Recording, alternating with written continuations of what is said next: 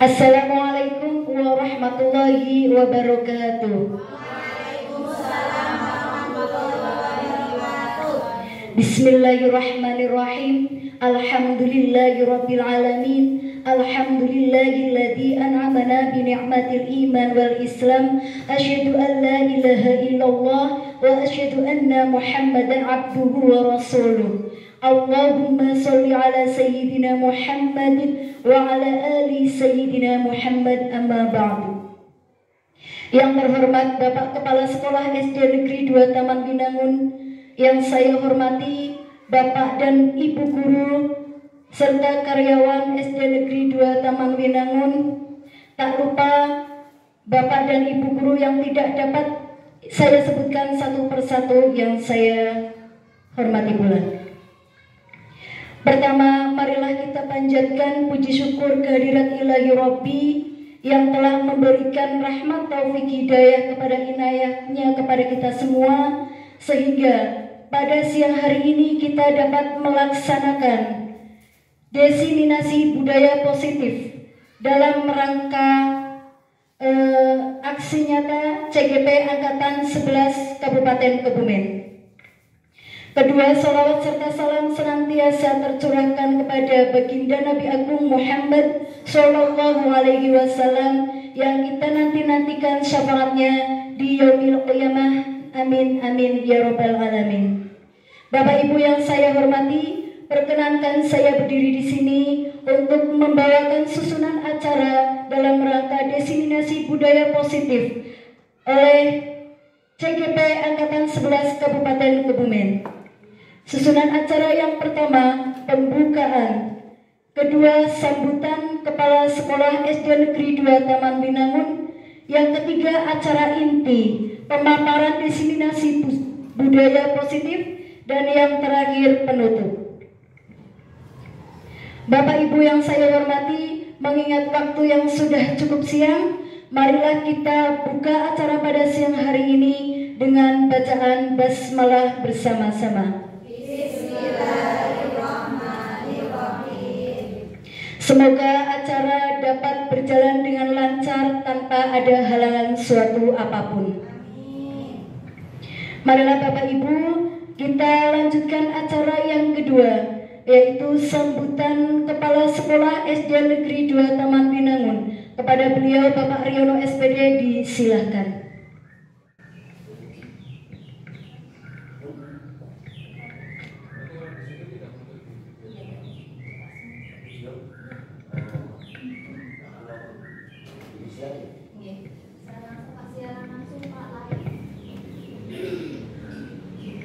Bismillahirrahmanirrahim. Assalamualaikum warahmatullahi wabarakatuh.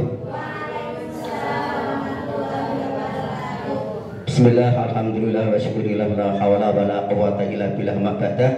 Yang saya hormati Ibu Bapak Guru SD Negeri 2 Taman Binangun. Yang saya hormati pula Ibu dari SD Negeri 1 Taman Binangun sebagai tamu dari khususnya Ibu Novi Siami yang hari ini nanti akan punya hajat, yaitu akan mengadakan diseminasi yang diselenggarakan di SD Negeri 2 Taman Binangun. Yang pertama, semoga acara ini berjalan lancar tanpa ada halangan suatu apapun. Semoga yang disampaikan Ibu Novi Siami nanti memberikan semangat kepada teman-teman yang sedang bersama-sama mengadakan atau tugas dari guru penggerak, dan kepada teman-teman ibu maupun bapak guru yang belum mengikuti program guru penggerak ini nanti akan segera tergerak, karena dari hasil yang sudah saya lihat dan saya rasakan, hasil dari guru penggerak luar biasa. Saya tidak bisa mengikuti betul satu punta-punta. Oleh karena itu, kepada yang sudah lulus, kepada Pak Sugeng Priyosoto, saya sampaikan ucapan selamat. Bagi yang sedang menempuh, saya ucapkan selamat pula. Semoga nanti selesai sekitar 6 bulan tidak ada halangan suatu apapun. Itu yang bisa saya sampaikan. Sekali lagi pada teman-teman dari SD Negeri 1 Taman Winangun, saya ucapkan selamat datang, selamat bergabung. Seperti ini saya suka sekali, kompak ya, sesama guru CGP maupun yang belum CGP bersama-sama saling mengisi, saling kerjasama sehingga nanti akan menghasilkan hal yang terbaik. Sekian, assalamualaikum warahmatullahi wabarakatuh.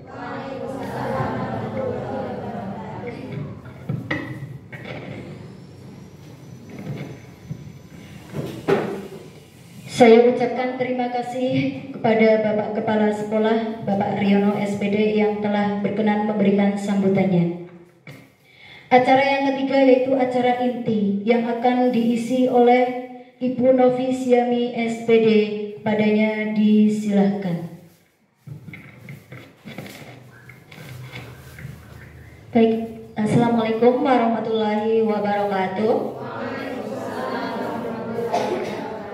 Terima kasih kepada pembagi acara Ibu Tuti Asriati. Yang terhormat Kepala SD Negeri 2 Taman Winangun, beliau Bapak Riono SPD. Yang kami hormati Ibu Nur Khadijah dan Ibu Dita Oktaviani dari SD Negeri 1 Taman Winangun. Tidak lupa Bapak dan Ibu guru dan karyawan SD Negeri 2 Taman Winangun. Pertama, marilah kita panjatkan puji syukur kehadirat Allah Subhanahu wa Ta'ala yang telah memberikan rahmat, taufik dan hidayahnya sehingga kita pada pagi hari ini dapat berkumpul di ruangan ini dengan keadaan sehat walafiat untuk mengikuti acara budaya positif, diseminasi budaya positif. Semoga acara kali ini nanti bisa berjalan dengan lancar. Amin. Salawat serta salam senantiasa kita sanjungkan kepada junjungan Nabi Agung Muhammad Sallallahu Alaihi Wasallam yang telah membawa kita dari zaman jahiliyah ke zaman Islamiyah, dan semoga kita mendapatkan berkah dari baginda Rasul Nabi Muhammad Sallallahu Alaihi Wasallam. Amin. Baik Bapak Ibu, kita langsung saja masuk ke materi yaitu budaya positif.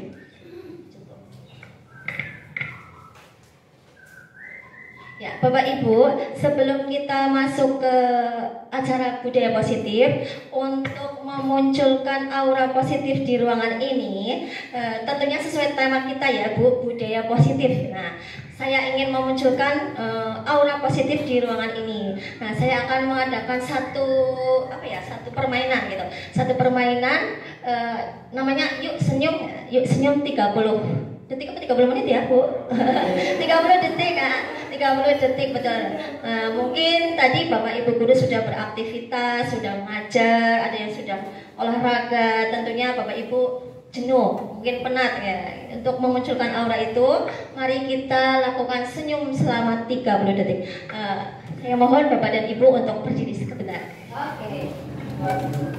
Saling berhadapan gitu. Nggak apa-apa ya Bu Asri ya, Bu Asri sama Bakti. Apa gimana? Bapak sama siapa Bapak? Bapak sama Pak Bakti. Nanti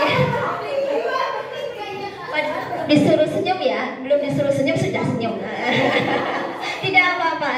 Nanti aturannya kita akan saling berhadapan. Nah, kita harus senyum. Nah, senyum dimulai ketika saya memberi aba-aba mulai, gitu ya. Silakan yang ditatap wajahnya ya. Ditatap wajahnya. Tidak apa-apa ya Pak Bakti ya. Udah siap. Udah siap. Nanti mungkin awal-awal itu masih nggak mau senyum, masih ditahan-tahan. Tapi nanti kemungkinan setelah melihat wajahnya teman pasti lama-lama itu senyum dan tertawa terbahak-bahak. Ya siap, saya hitung 1, 2, mulai senyum. Mana yang nggak senyum? Coba yang nggak senyum. Ayo mulai senyum. Ditatap Bu Asri. Bu Asri malah tertawa. Baik sekali ya. Ya, terima kasih Bapak Ibu. Terima kasih. Bapak sama siapa? Iya. Ya,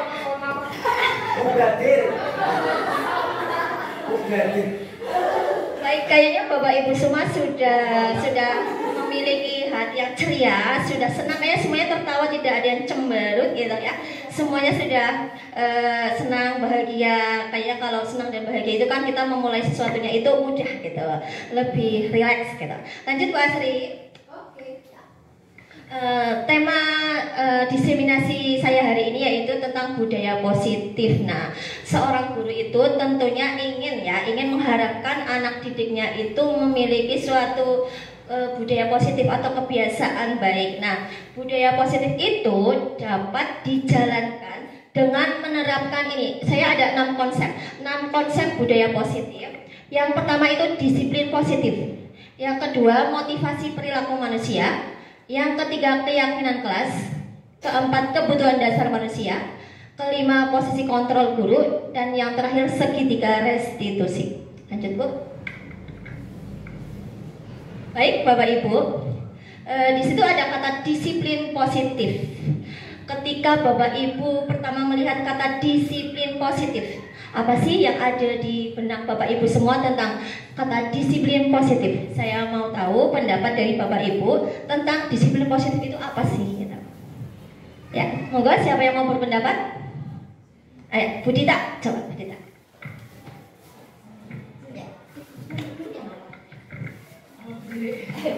Kalau menurut saya disiplin positif itu dari kata disiplin itu menaati aturan. Kalau positif itu adalah tindakan yang baik. Jadi disiplin positif adalah aturan-aturan yang baik yang kita laksanakan. Terima kasih Bu Novi, sepertinya hanya itu. Baik, terima kasih. Kita terus sekali ya. Baik, terima kasih Bu Dita. Betul, disiplin itu menaati aturan ya. Positif itu baik. Berarti peraturan atau kebiasaan yang baik ya Bu Dita ya. Terima kasih. Mungkin ada pendapat yang berbeda dari Bapak Ibu. Monggo. Siapa? Dari sebelah sini mungkin. Pak Bekti. Mungkin tidak jauh beda dengan dari Bu Dita. Melihat dari frasa yang ada, disiplin positif berasal dari kata disiplin dan positif. Disiplin berarti di sini kita harus mengikuti suatu aturan yang ada, dan positif itu adalah mengarah ke sesuatu yang lebih baik. Berarti di sini kita mengikuti suatu aturan agar kita bisa menjadi lebih baik lagi. Baik, terima kasih. Pendapat dari Bu Dita dan Pak Bakti itu betul sekali ya.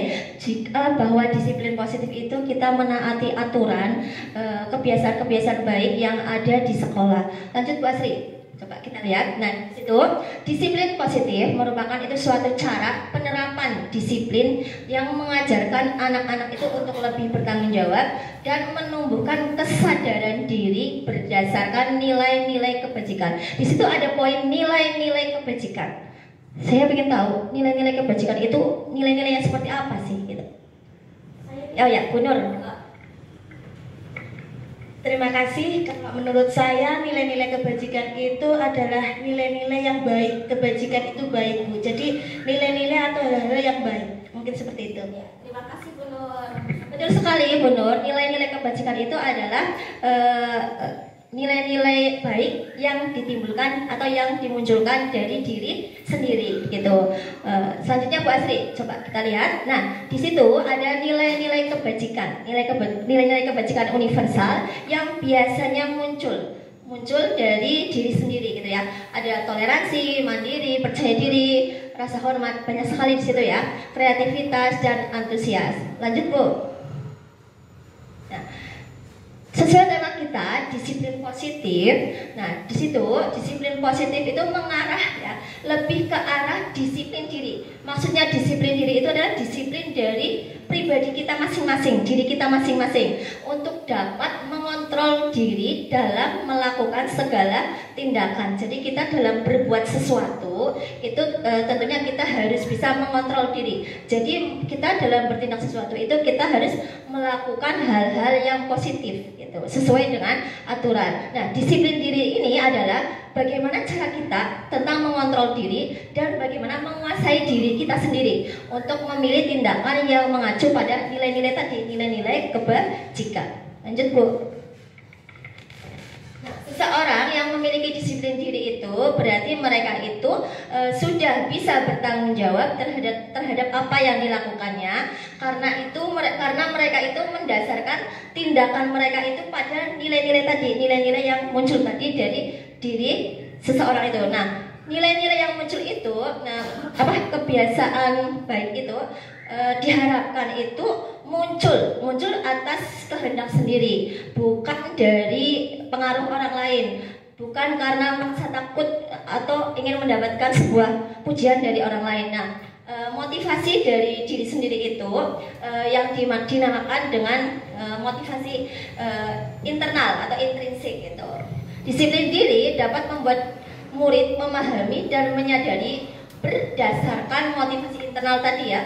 Internal kan berarti dari dalam diri sendiri, kehendak hati, bukan paksaan, bukan pujian atau hukuman. Nah, di sini paksaan, pujian atau hukuman itu ini namanya faktor luar, eksternal, faktor dari orang lain. Jadi mungkin si A berbuat baik mungkin karena ingin disanjung gitu, mungkin karena takut atau karena diancam oleh seseorang gitu. Nah, yang diharapkan disiplin positif di sini itu mereka itu bisa melakukan suatu perbuatan yang baik atau nilai-nilai yang baik itu atas kehendak sendiri, seperti itu. Nah, ada 6 karakter atau ini namanya profil pelajar Pancasila. Tentunya Bapak Ibu masih ingat ya, profil pelajar Pancasila: beriman, bertakwa kepada Tuhan Yang Maha Esa, mandiri, berkebinekaan global, bergotong royong, kreatif, dan bernalar kritis. Tadi kan nilai-nilai kebajikan itu banyak ya Bu. Nah, tapi nilai-nilai kebajikan itu yang kita fokuskan itu adalah yang mengacu ke profil pelajar Pancasila. Tadi misalnya saling bekerja sama dengan teman. Nah, itu kan masuknya ke gotong royong. Terus lagi misalnya percaya diri dalam mengerjakan tugas, itu maksudnya kemana? Mandiri, betul. Terus inovatif, maksudnya kemana? Ya betul, kreatif. Terus mungkin membantu teman yang kesusahan atau menolong teman, maksudnya kemana? Gotong royong atau beriman dan bertakwa? Bisa beriman dan bertakwa, bisa bergotong royong, karena kita kan membantu sesama. Nah, itu kan berakhlak mulia ya. Nah, berakhlak mulia itu kan bisa masuk ke beriman dan bertakwa. Kalau misalnya berkebinekaan global, contohnya yang seperti apa? Menghargai budaya lain, boleh. Terus seperti apa lagi? Menghargai pendapat, boleh. Terus itu kalau kita kita mahir dalam teknologi, itu bisa masuk ke dalam berkebinekaan global apa tidak? Iya, bisa itu. Itu termasuk nilai-nilai kebajikan yang kita fokuskan, karena profil pelajar Pancasila ini nantinya juga akan masuk ke dalam penilaian kurikulum merdeka. Jadi yang kita fokuskan nilai-nilai kebajikan itu adalah yang sesuai dengan profil pelajar Pancasila. Lanjut Bu. Baik, selanjutnya kita masuk ke motivasi perilaku manusia. Tadi kan pertama disiplin ya, disiplin diri, disiplin positif dari diri yang kita lakukan tetapi atas kehendak sendiri. Nah, motivasinya itu dari diri sendiri. Nah, lanjut kita ke motivasi perilaku manusia. Sekarang saya mau tanya, Bapak Ibu kalau tindak ke sekolah itu pasti punya motivasi. Saya ingin tahu motivasi Bapak Ibu datang ke sekolah sebelum jam kerja, motivasinya itu apa? Atau mungkin atas dorongan hati sendiri? Mungkin saya ingin dipuji Pak Kepala lah, biar Pak Kepala itu melihat saya itu paling rajin gitu misalnya. Atau mungkin aku itu taat aturan gitu misalnya. Nah, coba saya mau tahu motivasi dari Bapak Ibu tindak ke sekolah tepat waktu itu karena apa? Enggak, siapa yang mau menjawab? Bu Tuti, motivasi Bu Tuti datang ke sekolah tepat waktu itu apa? Kayaknya sama aku. Apa Bu?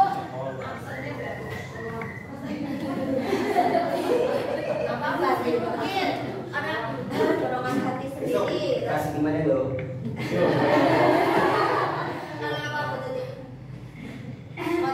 jenengan datang ke sekolah tepat waktu itu apa? Apakah pengen ketemu seseorang gitu misalnya? Itu dari orang lain. Motivasi saya untuk datang ke sekolah ya karena tanggung jawab. Berarti dari diri sendiri ya? Dari diri sendiri. Iya, bukan karena Pak Riono. Nah, terus sekarang saya mau tahu Bu Lia motivasinya datang ke sekolah itu apa sih? Kalau saya yang pertama karena saya takut terlambat. Takut terlambat. Iya. Yang kedua baru itu memenuhi tanggung jawab. Terus sekali jawaban Bu Tuti sama Bu Lia itu betul, nggak apa-apa, itu kan motivasinya mereka ya, motivasi dari Bu Lia dan Bu Tuti. Saya pun juga punya motivasi mengapa saya ingin datang ke sekolah tepat waktu. Lanjut Bu, coba kita lihat. Nah, untuk poin 1, motivasi perilaku manusia itu biasanya untuk menghindari ketidaknyamanan atau hukuman. Tadi misalnya aku pokoknya mau datang sebelum jam 7. Saya takut terlambat, takut disetrap, takut dihukum sama Pak Kepala. Misalnya seperti itu gitu. Misalnya Pak. Terus yang kedua, poin kedua, untuk mengharapkan imbalan atau penghargaan dari orang lain. Contoh, saya mau gasik sendiri pokoknya, saya biar di alam Pak Aryono, biar dikira saya itu paling rajin gitu. Misalnya seperti itu. Gitu. Yang ketiga, untuk menjadi orang yang mereka inginkan dan menghargai diri sendiri. Ini yang dimaksud dorongan dari dalam diri. Motivasi dari diri sendiri, dorongan hati, kehendak hati dengan nilai-nilai yang mereka percaya. Nah, untuk poin 1 dan 2 ini termasuk motivasi dari orang lain, dari luar. Ini dinamakan dengan motivasi eksternal atau ekstrinsik boleh. Yang ketiga, nah ini yang kita harapkan. Kita melakukan sesuatu itu memang benar dari kehendak sendiri, dari dorongan hati sendiri, karena memiliki rasa untuk menghargai diri sendiri dan tanggung jawab tadi seperti Bu Asrin. Nah, poin 3 ini adalah faktor internal dari diri sendiri. Lanjut Bu. Baik, nah yang selanjutnya ini keyakinan sekolah. Tadi disiplin positif, anak-anak berbuat baik, ditunjukkan dengan motivasi yang dari diri sendiri. Nah, dengan apa kita melakukannya? Itu kita dengan membuat sebuah keyakinan sekolah atau keyakinan kelas. Keyakinan sekolah. Lanjut Bu. Mengapa keyakinan kelas? Mengapa bukan peraturan kelas? Coba kita renungkan kalimat itu, kalimat tanyanya. Mengapa ya kok keyakinan kelas? Kenapa bukan peraturan kelas? Sudah paham Bapak Ibu? Nah, sekarang saya ingin tahu pendapat dari Bapak dan Ibu semua. Kenapa sih harus keyakinan kelas? Kenapa nggak peraturan kelas saja? Gitu. Monggo siapa yang mau berpendapat? Ya Bu Enur. Terima kasih. Menurut saya mengapa keyakinan kelas bukan peraturan kelas? Karena kalau keyakinan kelas itu ada kesepakatan dengan orang lain. Misalnya kalau kita di kelas, kita membuat keyakinan kelas itu ada kesepakatan antara saya dengan peserta didik. Sedangkan kalau peraturan itu hanya satu pihak atau satu arah. Jadi saya saja. Jadi tidak ada kesepakatan antara saya dengan peserta didik. Mungkin itu Bu. Baik, terima kasih Bu Nur, luar biasa jawaban dari Bu Nur ya. Betul, karena keyakinan kelas itu tadi kesepakatan ya Bu, kesepakatan dibuat bersama dengan guru, antara guru dengan siswa. Tapi kalau peraturan yang membuat itu hanya sepihak, tidak melibatkan siswa begitu. Jadi kenapa keyakinan kelas? Karena keyakinan kelas itu sudah menjadi kesepakatan antara guru dengan siswa. Jadi semua itu terlibat dalam proses pembuatan kesepakatan keyakinan kelas, dan nantinya jika semua sudah ikut, sudah terlibat, pasti anak-anak itu akan lebih lebih memahami, lebih memaknai keyakinan kelas daripada dengan peraturan kelas yang dibuat hanya sepihak oleh satu orang, yaitu gurunya biasanya. Lanjut Bu. Nah, di situ keyakinan kelas itu lebih abstrak ya, daripada peraturan dan lebih rinci, nyata. Keyakinan kelas berupa pernyataan-pernyataan universal. Pernyataan keyakinan kelas selalu dibuat dalam bentuk positif, jadi dalam kata-kata yang positif. Keyakinan kelas harusnya dibuat tidak terlalu banyak sehingga mudah diingat. Jadi kalau kita membuat keyakinan kelas itu, kita jangan terlalu kalimat yang moler-moler, tapi kita ambil intinya saja. Jadi anak-anak itu mudah untuk mengingat. Jadi kita sesuaikan dengan tadi nilai-nilai kebajikan. Terus semua anggota kelas bersedia meninjau kembali. Lanjut Bu. Nah, dalam keyakinan sekolah atau keyakinan kelas, guru itu berperan mewujudkan terbentuknya keyakinan sekolah atau kelas dengan adanya tadi kesepakatan antara guru dengan murid. Jadi semuanya ikut terlibat dalam proses pembuatan keyakinan sekolah atau kelas. Lanjut. Nah, keyakinan sekolah itu atau kelas berupa pernyataan-pernyataan universal. Jadi pernyataan-pernyataan universal itu umum dari pendapat beberapa orang, beberapa anak, kita tampung dulu. Nah, dan yang mudah diingat supaya mudah diterapkan di sekolah. Lanjut. Nah, ini Bapak Ibu, langkah-langkah kita dalam membuat keyakinan. Ini mumpung masih awal ya Bu, awal dari tahun ajaran 2024-2025. Apakah Bapak Ibu sudah membuat keyakinan kelas bersama anak-anak? Sudah? Sudah, semuanya sudah ya? Ya, terima kasih. Mungkin dalam kemarin proses pembuatan keyakinan kelasnya sudah melalui tahapan-tahapan ini. Ya, pertama langkahnya apa? Kita kasih kesempatan dulu setiap anak, semua anak tanpa terkecuali berpendapat tentang peraturan apa yang harus kita sepakati. Jadi itu mereka berpendapat sendiri-sendiri. Boleh ditulis langsung di papan tulis, boleh menggunakan kertas post-it, terus nanti kita tempel gitu. Yang penting semuanya ikut terlibat ya. Terus yang kedua, mencatat semua masukan siswa di papan tulis tadi. Kita kumpulkan semuanya pendapat dari anak-anak, kita tampung semua tanpa terkecuali ya, semua kita tampung. Walaupun mereka masih membuatnya itu ada yang dengan kata-kata jangan gitu, tidak boleh. Itu namanya kalimat apa ya? Ya, negatif. Nah, itu nggak apa-apa, kita tampung saja dulu. Mungkin ada yang bilang jangan membuang sampah sembarangan. Ada yang bilang misalnya apa ya? Tidak boleh berisik. Terus apa lagi? Tidak boleh nakal. Semuanya kita tampung, tidak apa-apa, tidak masalah. Nah, lalu kita ubah kalimat-kalimat negatif itu menjadi kalimat positif. Maksudnya bagaimana kalimat positif? Iya, jadi kita menghilangkan kata jangan dan kata tidak boleh. Contoh tadi, tidak boleh lari-lari di kelas. Kalimat positifnya bagaimana? Ya, monggo, siapa yang berpendapat? Menciptakan ketenangan kelas boleh. Kita harus tertib boleh.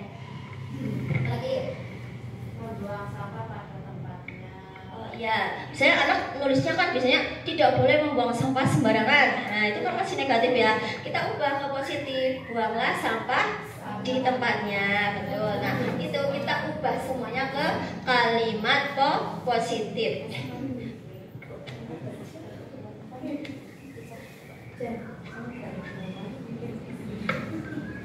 Terus yang selanjutnya yaitu meninjau kembali daftar pendapat yang telah dicatat. Tadi yang sudah kita catat kita tinjau kembali, kita cek lagi dengan cara tadi kita mencari nilai-nilai kebajikannya atau keyakinan yang harus kita sepakati. Contoh tadi tidak berlari-lari di dalam kelas, terus datang tepat waktu. Nah, itu kan hampir sama. Nah, ini dari kalimat itu, dua kalimat itu nilai kebajikannya apa sih? Disiplin. Nah, kita simpulkan, jadi tidak terlalu panjang kalimatnya. Nah, karena banyak kalimat yang sama, kita simpulkan tadi disiplin. Mungkin tadi kita datang tepat waktu. Berarti intinya apa kita? Disiplin, menghormati orang lain. Karena jika kita tidak tepat waktu, tentunya kita akan mengganggu proses dari kegiatan KBN. Nah, itu tentunya kita tidak menghormati orang lain. Nah, setelah itu kita sepakati bersama-sama. Mungkin boleh dengan menyetujuinya itu dengan ditandatangani. Nah, ditandatangani oleh seluruh anggota kelas dan guru. Nah, setelah selesai, keyakinan kelas itu bisa ditempel di depan, di dinding atau di mading kelas yang mudah terbaca gitu. Seperti itu ya. Lanjut Bu. Nah, Bapak Ibu, itu ada contoh keyakinan sekolah atau keyakinan kelas. Di sini, nah itu kita yang sebelah sini. Nah, itu ada tepat waktu dan aktif di kelas. Nah, itu tadi disiplin ya, Bu. Terus nggak terlihat. Saling peduli, menghormati satu sama lain. Berarti tadi saling menghormati. Ya, ini masih belum dibuat ke tadi keyakinan kelas yang lebih rinci itu. Hormat, terus bekerja. Itu adalah contoh dari keyakinan sekolah. Dan nanti Bapak Ibu ketika sudah dibuat kesepakatan atau keyakinan, silahkan ditempel seperti itu di tempat yang mudah dibaca oleh anak-anak. Jadi anak-anak itu sewaktu-waktu itu bisa membaca kembali, melihat kembali seperti itu. Lanjut, Bu. Nah, 3 poin tadi sudah saya sampaikan. Disiplin positif, motivasi perilaku manusia, dan tadi keyakinan kelas. Mungkin sudah sedikit jenuh. Kita ice breaking sebentar dulu. Ice breaking. Ice breakingnya cukup simple aja, tidak ribet. Berhadapan lagi tapi ini. Iya, berhadapan lagi. Ini untuk Pak Bekti ya. Ini Pak Bekti. Berhadapan lagi pasti sama Bu Haryani, nggak apa-apa, boleh. Itu Bu Haryani kosong itu. Iya, Bapak. Kita saling berhadapan, berdiri mungkin. Bapak Ibu berdiri sebentar. Tidak apa-apa ya. Biar nggak ngantuk, Pak. Ngantuk ya, Pak? Oh, Bapak Bekti sama Pak. Gak apa-apa kan, Bapak itu dulu, gak apa-apa. Nanti ya Bapak itu Bapak pilih. Ya, perintahnya yaitu nanti ketika saya satu jadi hijau, satu jadi hitam. Hijau apa hitam? Hijau hitam. Mungkin Bu Nur jadi hijau, Bu Desi hitam, ya. Nah, hijau dan hitam. Ketika Bu Nur hijau ya, nanti Bu Nur hijau, Bu Desi hitam. Ketika saya bilang hijau, ya, berarti hitam pukul gitu. Jadi tangannya kita kayak gini tangannya. Yuk, dua-duanya kayak gini. Contoh ya. Sini Bu Nur contoh. Bu Nur. Aku suka kalau sama Bu Nur ini. Tangannya ke depan. Nah, saya jadi hijau. Bu Nur jadi hitam. Nah, ketika saya bilang hijau, ya hitam pukul. Tapi ini hijau berusaha menghindar jangan sampai terpukul. Jangan sampai terpukul. Nanti kalau sampai terpukul artinya kalah. Nah, yes itu. Ulangi ya. Contoh. Hitam.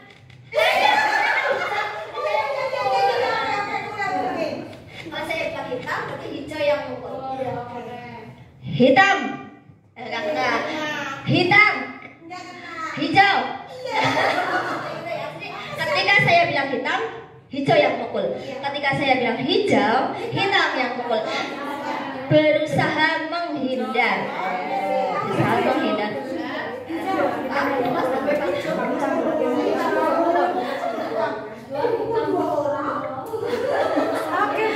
Siap, Bapak ya, siap ya. Siap, tangannya ke depan. Ya. Hitam.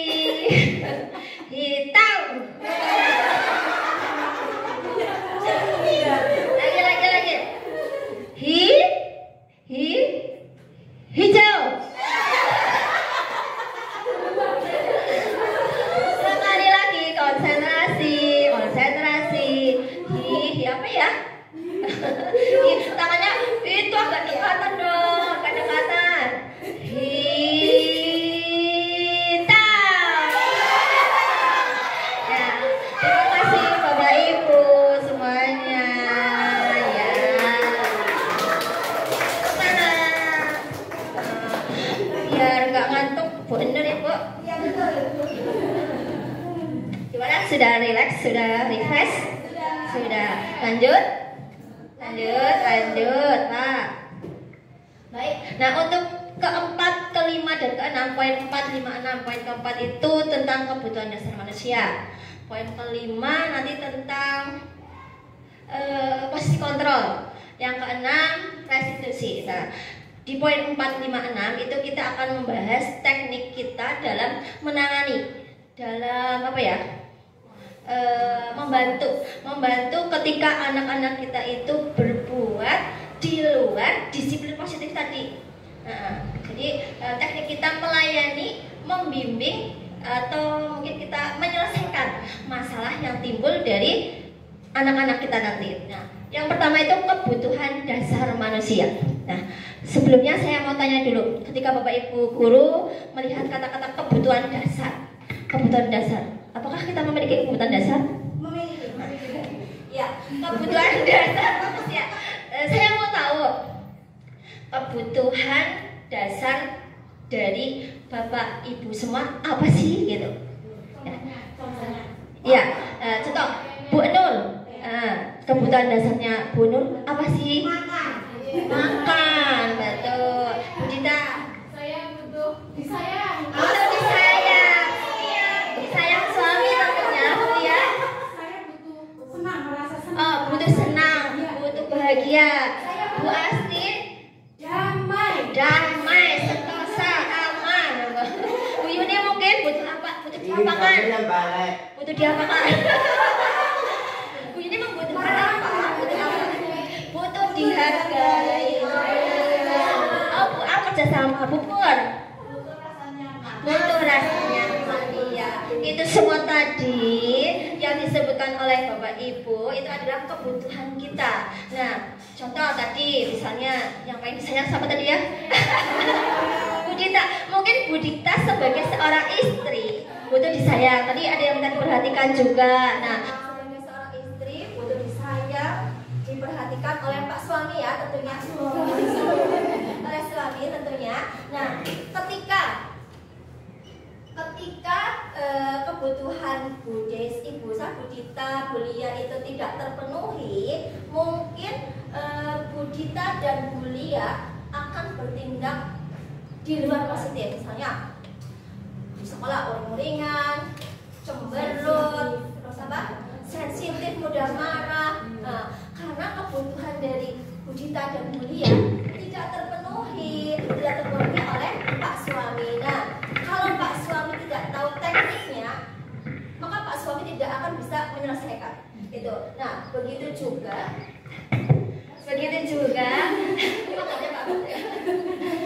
tentang anak-anak kita.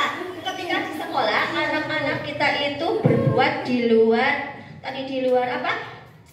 Disiplin positif tadi ya. Mereka ada yang bertindak di luar positif tadi, melanggar keyakinan yang sudah kita buat tadi. Mungkin dari anak-anak kita itu ada kebutuhan mereka yang tidak terpenuhi di sekolah. Nah, jadi kita tidak langsung menyalahkan, tidak langsung apa ya istilahnya ya, marah, menghukum. Nah, kita kan tidak tahu, kita gali dulu. Nah, kita cari tahu dulu untuk teknik apa yang cocok untuk menghadapi anak itu. Nah, itu adalah kebutuhan dasar manusia.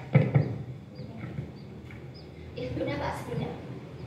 Nah, ketika seorang murid melakukan suatu perbuatan yang bertentangan tadi ya, bertentangan dengan nilai kebajikan atau melanggar peraturan, hal itu sebenarnya dikarenakan mereka kebutuhannya dasarnya belum terpenuhi. Lanjut. Nah, ada satu studi kasus, ibaratnya saya lah ya yang dicontoh gitu ya, di kelasnya Bu Novi gitu. Ibu Novi wali kelas 5. Salah satu muridnya bernama Citra. Nah, Citra itu beberapa anak telah mengeluhkan dari perbuatan Citra yang sering meminta bekal makanan teman-temannya secara paksa. Saya mau tahu, jika Bapak Ibu menghadapi situasi seperti Bu Novi, nah seperti Bu Novi ya, kira-kira apa yang akan Bapak Ibu lakukan? Dan menurut Bapak Ibu, kira-kira alasan Citra melakukan hal itu apa? Saya pengen tahu pendapat dari Bapak Ibu. Monggo, siapa mau berpendapat? Bu Pur dulu ya, Bu Pur dulu. Nanti Bu Nur ya. Semangat banget, Semangat Bu Nur. Kalau kita menghadapi masalah seperti yang dialami Bu Novi, yang saya lakukan yang pertama, tanyakan kenapa Citra sampai seperti itu, apa alasannya. Kalau sudah, kita bantu cari jalan keluarnya. Baik, terima kasih Bu Pur. Betul sekali ya Bu Pur, kita panggil Citra, kita ajak ngobrol ya Bu, kita tanyakan sebenarnya itu ada apa. Betul sekali, kita panggil, kita ajak diskusi, berdialog gitu. Jadi jangan langsung menyalahkan, kamu salah, kamu itu nggak baik ya, jangan langsung ngejudge kayak gitu. Nah, terus kira-kira Bu Pur, Citra itu melakukan hal itu karena apa mungkin? Coba. Kira-kira alasan Citra meminta makanan paksa itu karena apa? Kemungkinan dia tidak membawa bekal karena ibunya belum memasak.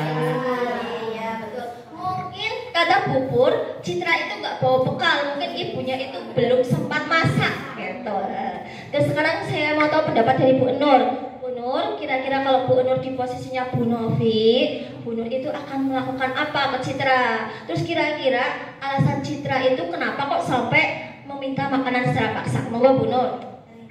Bu Novi, kalau saya menjadi Bu Novi, saya akan menanyakan terlebih dahulu kenapa Mbak Citra melakukan hal tersebut. Alasannya itu apa kok sampai meminta bekal teman-temannya. Kemudian menurut saya mungkin Mbak Citra ini karena lapar, dia belum sarapan dari rumah, jadi meminta bekal milik temannya. Mungkin seperti itu Bu. Baik, kita kasih tepuk tangan untuk Bapak Ibu guru semuanya. Betul sekali jawaban dari Bu Nur dan Bu Nur. Kita panggil panggil Citra ya. Citra kita ajak dialog. Tadi kalau kata Bu Nur mungkin Citranya itu lapar. Mungkin lapar. Lanjut Pak, coba kita cek satu-satu. Nah, ada dari kasus Citra itu kita bisa menemukan beberapa solusi, beberapa cara untuk menyelesaikan kasus dari Citra. Alasan yang pertama Citra melakukan itu mungkin ya tadi seperti yang dikatakan Bu Nur, Citra mungkin lapar, orang tuanya kata Bu Pur tidak membawakan bekal. Nah mungkin dari situ Citra itu memerlukan kebutuhan dasar untuk bertahan hidup karena memang semua orang butuh makan untuk bertahan hidup. Nah terus lanjut Pak. Alasan yang kedua Citra melakukan itu mungkin karena dia senang jika temannya itu memperhatikan Citra. Nah, di sini Citra itu berarti memerlukan kebutuhan dasar. Iya, kasih saya mungkin ketika Citra meminta makanan dari temannya itu secara paksa, otomatis nanti teman-temannya kan jadi memperhatikan terus temannya jadi lapor Bu Guru kan, Bu itu Citra minta makanannya saya si A gitu kan gurunya jadi memperhatikan Citra. Nah mungkin juga di rumah Citra kurang perhatian dari orang tua. Nah bagaimana jika memang kebutuhan Citra tentang rasa sayang dan diterima itu tidak terpenuhi, cara kita bagaimana untuk memenuhi kebutuhan Citra? Mungkin Citra itu kita perhatikan, kita taruh Citra itu duduknya di paling depan mungkin ya, atau mungkin Citra kita kasih tanggung jawab tugas-tugas supaya Citra itu lebih fokus, lebih bertanggung jawab terhadap tugas-tugasnya. Kita taruh Citra itu di depan, otomatis ketika Citra kita taruh di depan, guru kan jadi memperhatikan Citra. Mungkin solusinya seperti itu. Lanjut Pak. Nah, alasan yang ketiga mungkin temannya itu takut dengan Citra jika dia itu tidak menuruti keinginannya. Nah, di sini Citra itu sebenarnya itu sedang memenuhi kebutuhan dasarnya itu akan kekuasaan. Nah seperti ini, misal kekuasaan, solusinya mungkin dari gurunya itu dari Bu Novi. Mungkin Citra itu kita kasih di kelas itu kita kasih posisi sebagai pengurus kelas atau ketua kelas. Otomatis nanti jika Citra jadi pengurus kelas atau ketua kelas, nanti kan Citra itu akan menyalurkan dia itu lebih bertanggung jawab untuk mengatur teman-temannya. Di situ kan kebutuhan kekuasaannya Citra jadi terpenuhi seperti itu. Lanjut Pak. Nah yang keempat, mungkin ya Citra itu merasa bosan. Bosan tiap hari mama bawanya telur melulu, tempel melulu gitu. Nah di situ Citra kan tidak bisa memilih menu. Tiap hari itu terus dia itu merasa bosan. Jadi dia itu kebutuhan dasar akan kebebasannya itu tidak terpenuhi. Nah begitu juga ketika di dalam kelas ada anak didik kita yang tidur, ngantuk, mungkin kebutuhan dasar mereka itu ada yang belum terpenuhi dari kita. Berarti mungkin anak itu merasa bosan dengan pelajarannya itu terus ceramah terus gitu. Nah dari guru solusinya mungkin dengan mengadakan variasi mengajar kita itu loh lebih ditambah ditingkatkan lagi. Jadi anak itu tidak bosan gitu. Nah itu adalah kebutuhan akan kebebasan. Alasan yang terakhir, Citra mungkin hanya iseng. Nah, ia itu menikmati ekspresi wajah teman-temannya yang kesal. Dia senang teman-temannya kesel, gitu. Nah, jahil. Mungkin ada salah satu di antara murid kita ya. Nah, di situ mungkin kebutuhan dasarnya Citra itu akan kesenangannya belum terpenuhi. Jadi dia itu membuat acara sendiri dengan cara itu ngejailin teman-temannya. Cuma iseng dia lihatnya. Jadi kalau temannya marah dia malah senang gitu. Itu akan kesenangan. Lanjut Pak. Nah, ada kata posisi kontrol. Posisi kontrol. Apa sih itu artinya posisi kontrol? Dia tahu? Kontrol, mengoreksi, introspeksi diri. Kontrol. Berarti kita mengendalikan pengendalian ya Pak. Mengendalikan gitu. Nah, coba kita lanjut Pak. Nah, ada 5 posisi kontrol restitusi yang saya pelajari kemarin ya. Yang pertama itu guru sebagai penghukum. Yang kedua, guru sebagai pembuat merasa bersalah. Yang ketiga, guru sebagai teman. Keempat, guru sebagai pemantau.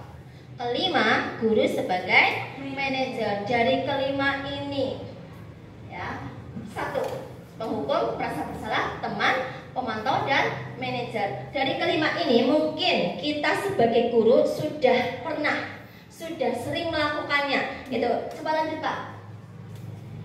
Nah, di sini saya akan menayangkan satu video tentang kasus seorang murid yang selalu datang terlambat. Nah, nanti di sini akan diselesaikan oleh gurunya itu dengan 5 posisi kontrol tadi.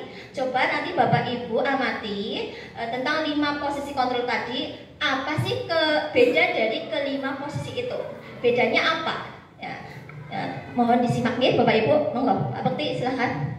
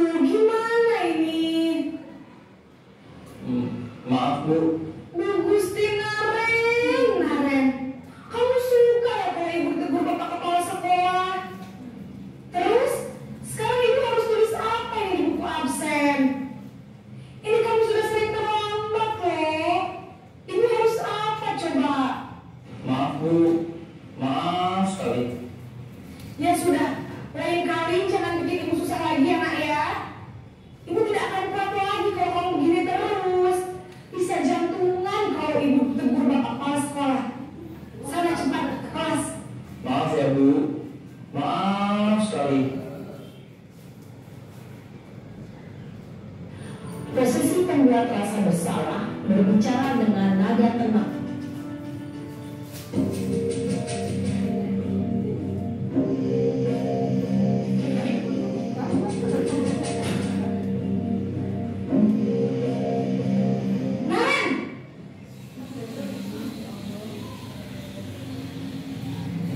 Selamat pagi Bu. Wah, sudah jam berapa ini nak? Terlambat lagi ya saya. Iya Bu, habis ibu saya lupa bangunkan saya Bu. Kamu malah menyalahkan ibu kamu. Kamu bukan anak yang paling kencang. Kok terlambat sih? Iya Bu, saya memang terlambat bangun tadi. Jadi biarpun saya lari kencang, tetap gak kencang Bu. Ya sudah sana, nanti lain kali larinya lebih kencang lagi ya. Biar gak terlambat lagi. Bikin senang ibu demi ibu. Bisa kan? Bisa lah Bu. Ya sudah sana masuk kelas. Ibu beresin urusan absen kamu. Kamu ini ada-ada saja.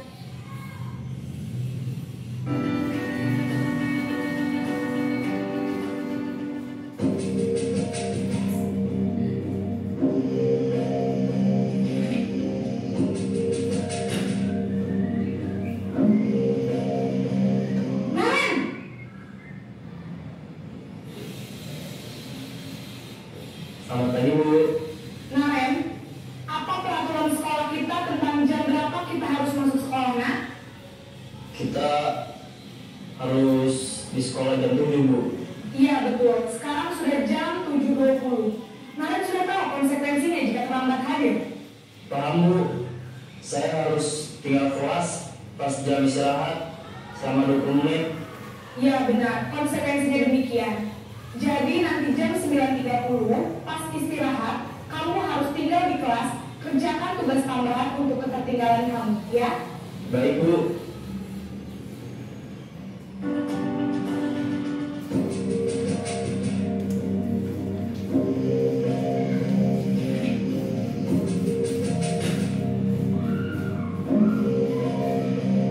Naren!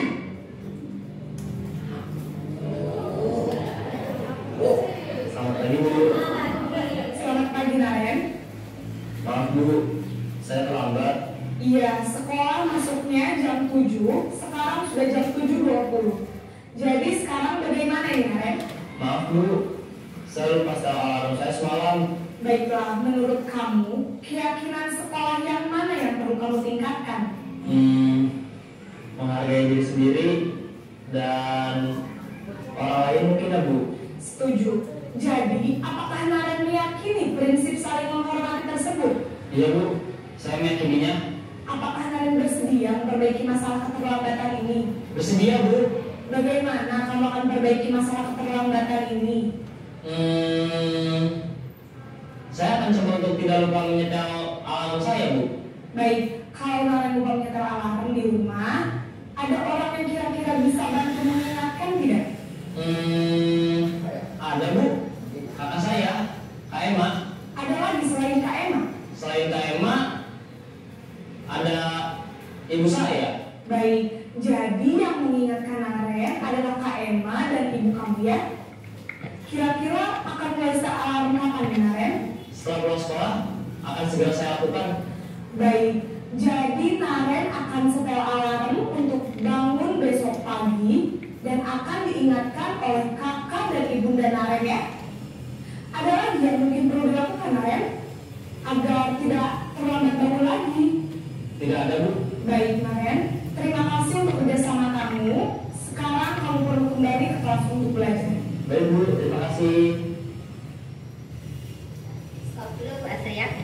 Baik Bapak Ibu, tadi Bapak Ibu sudah melihat video tentang satu anak yang sering sekali terlambat sekolah. Dan dari ibu gurunya itu sudah melakukan kelima posisi kontrol tadi. Nah, Bapak Ibu santai saja ya, monggo kali sambil dimakan nggak apa-apa, sambil minum nggak apa-apa. Kita santai saja, relax ya, mau tidak usah sepaneng gitu. Monggo Bapak Ibu. Dari kelima posisi kontrol tadi, ada bedanya apa tidak ya Bu? Ada. Coba saya mau tanya, kalau Bapak Ibu ada di posisi gurunya Naren, Bu Asri sudah ketawa-ketawa. Kayak jangan-jangan ini Bu Asri itu sering di posisi apa ya Bu? Di posisi pertama. Di posisi pertama ya. Bu Asri di posisi penghukum kayaknya mungkin cocok ya Bu ya. Jadi raut wajahnya ya. Nah, mungkin Bu Asri milih di posisi pertama, posisi sebagai penghukum. Ketika guru sebagai penghukum, apakah ada dampak bagi anak itu? Ada. Ketika guru sebagai penghukum, mungkin yang terngiang di anak ya, yang tidak akan dilupakan anak itu akan mempunyai rasa dendam. Iya apa tidak? Iya, karena saya sebel, saya sering dihukum sama Bu Asri. Misalnya saya terlambat sedikit saja disuruh lari 5 kali, capek aku dendam sama Bu Asri. Nah, ketika kita sebagai posisi penghukum itu, kita belum memikirkan dampak bagi anak. Padahal ketika kita menjadi seorang penghukum, anak itu akan menjadi seorang anak yang pendendam. Pendendam, dia itu menyimpan dendam. Dan cenderung anak itu kayak memiliki identitas gagal. Gagal. Sih aku terlambat terus gitu. Nah, terus mungkin ada yang beda dari Bu Asri. Ketika Bapak Ibu menjadi ibu gurunya Naren, posisi apa yang akan Bapak Ibu terapkan? Bu Dita dulu. Ada rebutan ya, Bu Dita, Bu Enun. Nanti kebagian semua. Bu Dita dulu. Kalau saya menghadapi situasi tadi seperti punya murid seperti Naren, saya kayaknya cenderung jadi posisi teman, Bu Novi, sebagai teman. Posisi sebagai teman.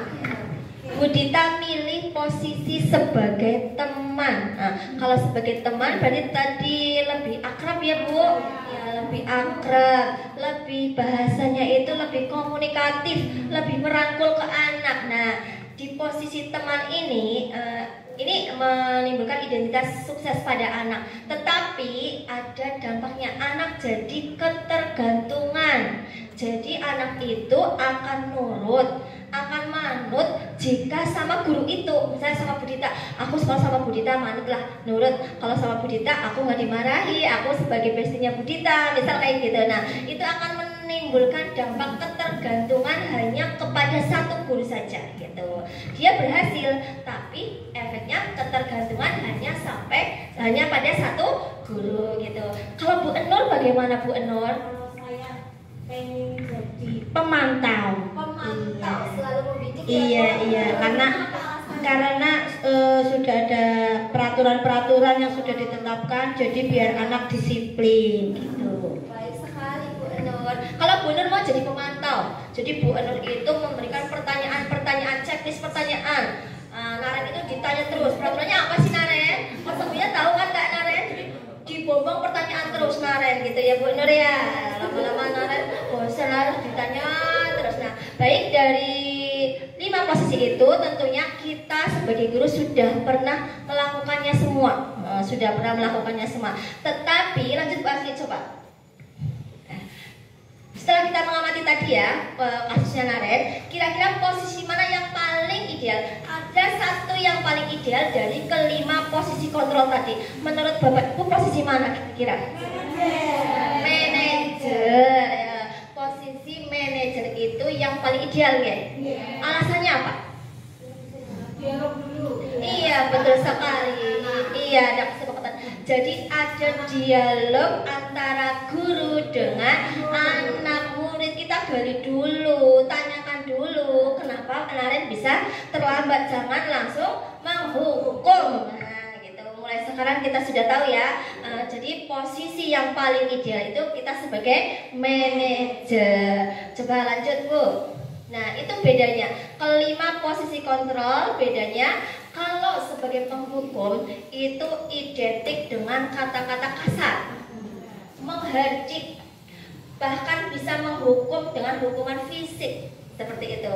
Efeknya anak menjadi pendendam. Ketika ada di pembuat merasa bersalah, cenderung dengan kata-kata kamu seharusnya sudah tahu. Terus apa tadi itu Bu?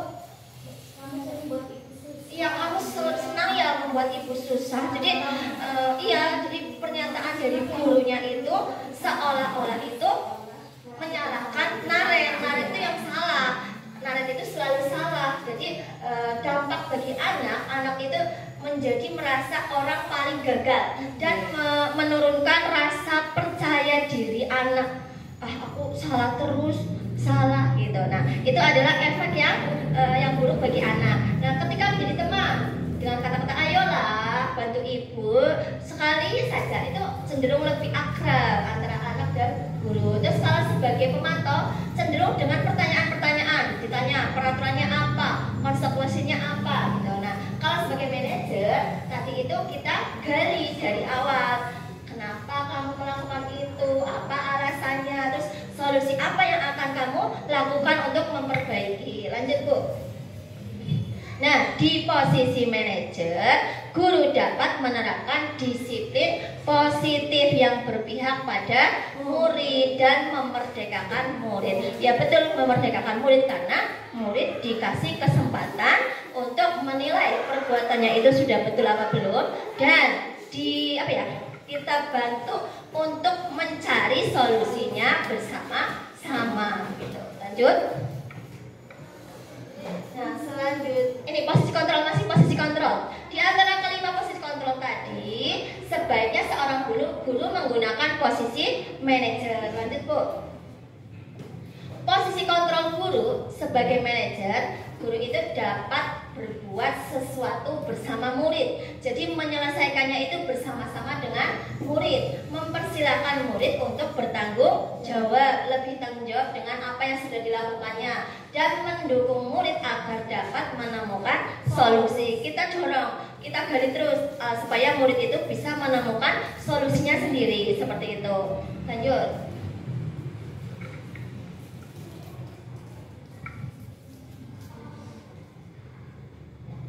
Nah, ini yang terakhir, pokok bahasan yang terakhir yaitu segitiga restitusi. Tadi di 5 posisi kontrol itu kita memilih posisi yang paling ideal itu kan sebagai manajer. Nah, posisi manajer itu nanti akan kita bawa ke segitiga restitusi. Kenapa segitiga restitusi? Karena ada tiga tahapan dalam membantu menyelesaikan masalah pada anak didik kita. Namanya segitiga restitusi. Itu saya kurang satu sisi berarti ya. Belum segitiga itu berarti ya. Lanjut Bu Asri, coba. Nah, kita lihat tahapannya apa saja sih. Yang pertama itu ada menstabilkan identitas. Jadi di tahap stabilkan identitas itu anak itu kita beri rasa tenang dulu, kita beri rasa nyaman dulu dengan menanyakan, dengan memberikan pernyataan bahwa pada dasarnya itu kesalahan itu manusiawi, semua orang itu pernah melakukan salah. Terus di tahap validasi tindakan yang salah, anak itu kita dorong supaya anak mengetahui kalau perbuatannya itu salah gitu. Nah, terus setelah itu kita tanyakan keyakinan apa yang mereka langgar. Jadi ada 3 tahapan dalam segitiga restitusi. Lanjut Bu. Nah, itu pertama menstabilkan identitas tadi ya, dilakukan berdasarkan prinsip bahwa membuat kesalahan adalah bagian dari proses. Jadi iya betul, tentunya kita sebagai manusia pernah berbuat salah ya. Itu adalah proses pembelajaran bagi kehidupan kita. Terus yang nantinya akan menggeser identitas gagal menjadi identitas sukses. Jadi kita bantu anak itu dari identitas gagal, lama-lama anak itu bisa menemukan solusi dan akhirnya bisa memperbaiki sehingga dari identitas gagal menjadi identitas sukses.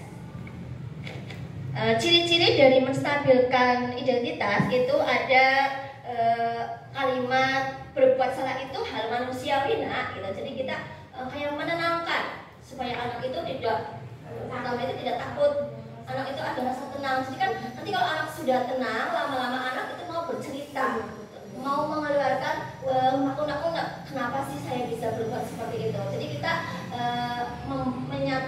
mengeluarkan kata-kata yang membuat anak itu merasa tenang. Seperti tidak ada manusia yang sempurna nak gitu. Terus kita pasti bisa menyelesaikan permasalahan ini. Terus Bapak Ibu tertarik untuk menyelesaikan masalah. Terus kalau kamu menyalahkan dirimu sendiri terus, apakah kamu bersikap baik pada dirimu gitu. Nah, jadi kata-katanya itu lebih menenangkan hati anak gitu. Terus nah, selanjutnya tahap yang kedua, validasi tindakan yang salah. Nah, di tahap ini guru itu menggali anak. Alasannya anak, kenapa sih kamu sampai melakukan hal itu? Dengan pertanyaan seperti itu atau kalimat apa yang penting bagi kamu? Tentu kamu punya alasan nak, kenapa kamu melakukan hal itu. Terus maukah kamu belajar dengan cara lain untuk mendapatkan yang kamu butuhkan tanpa memukul? Misal kalau mereka itu berkelahi, kita gali terus. Kenapa anak itu bisa melakukan itu? Lanjut Bu. Nah, tahap terakhir kita menanyakan keyakinan kelas apa kepada anak itu. Menanyakan keyakinan dilakukan dengan memberi pertanyaan-pertanyaan bermakna kepada murid atau anak untuk memunculkan motivasi intrinsik tadi dari dalam dari dorongan hati siswa. Jadi anak-anak itu mau bercerita kehendak sendiri atas kehendak sendiri, sehingga mampu mengaitkannya dengan keyakinan. Jadi dikaitkan sikapmu tadi apakah sudah sesuai dengan keyakinan yang kita sepakati. Nah, jadi kita tanya, kita gali, kita hubungkan dengan menanyakan keyakinan kelas. Lanjut Bu. Nah, ciri-ciri dari tahap menanyakan keyakinan kelas itu, kita itu tadi dengan memberikan pertanyaan, apa nilai yang kita percaya di sekolah ini nah gitu. Nilai-nilai apa yang kita telah sepakati, terus kamu ingin jadi anak seperti apa. Nah, seperti itu. Itu adalah ciri-ciri dari menanyakan keyakinan kelas. Ya. Baik Bapak Ibu, materi kita hari ini tadi tentang diseminasi budaya positif. Tadi ada 6 poin ya Bapak Ibu. 1, budaya positif. 2, motivasi perilaku manusia. 3, keyakinan sekolah. 4, kebutuhan dasar manusia. 5, posisi kontrol. 6, segitiga restitusi. Dari 6 poin itu semuanya saling berkaitan. Pertama, kita menghendaki timbul budaya positif pada anak-anak kita yang nantinya muncul setelah muncul atas kehendak atau motivasinya itu dari diri sendiri, internal, intrinsik, dan dilakukan dengan cara pembuatan keyakinan kelas. Ketika ada anak-anak yang melanggar atau berperilaku di luar keyakinan kelas itu, kita ada tahap namanya teknik untuk menggali memperbaiki, membantu anak menyelesaikan tadi dengan cara tadi menggali kebutuhan dasar dari anak tersebut. Kemudian kita terapkan dengan atau kita selesaikan dengan kelima posisi kontrol tadi. Nah, setelah itu dari posisi kontrol tadi kita selesaikan ke restitusi. Demikian Bapak Ibu, mudah-mudahan apa yang saya sampaikan hari ini dapat bermanfaat untuk Bapak Ibu semua, dan apabila saya dalam menyampaikan ada salah kata mohon dimaafkan. Terima kasih. Semoga Bapak Ibu guru segera tergerak, lekas bergerak, dan mari menggerakkan. Gitu. Terima kasih. Saya tutup ya Bapak Ibu. Wabillahi taufiq wal hidayah. Wassalamualaikum warahmatullahi wabarakatuh. Waktu saya kembalikan ke pembawa acara Bu Tuti. Monggo. Oke, luar biasa sekali Ibu Novisiami dalam memaparkan materi diseminasi budaya positif. Iya, saya jadi semakin tertarik Bu dari awal dari awal pemaparan hingga akhir. Sepertinya untuk kita semua para guru masih dari pemaparan tadi kita dapat mengoreksi dari sisi mana kekurangan kita. Betul apa tidak Bapak Ibu? Betul sekali. Nah, untuk itu dengan adanya diseminasi hari ini kita kita dapat mengontrol diri kita sendiri sebagai pendidik yang untuk melindungi, mengayomi, dan menyenangkan untuk anak-anak peserta didik kita semuanya. Berhubung sudah selesai pemaparannya, mari untuk acara selanjutnya yaitu penutup. Kita tutup bersama-sama dengan bacaan alhamdulillah bersama-sama. Alhamdulillahirabbil alamin. Cukup sekian dari saya selaku pembawa acara. Apabila terdapat banyak kata, tingkah maupun dan yang lainnya mohon dimaafkan di Bapak Ibu nggih. Cukup sekian, billahi taufiq wal hidayah. Wassalamualaikum warahmatullahi wabarakatuh.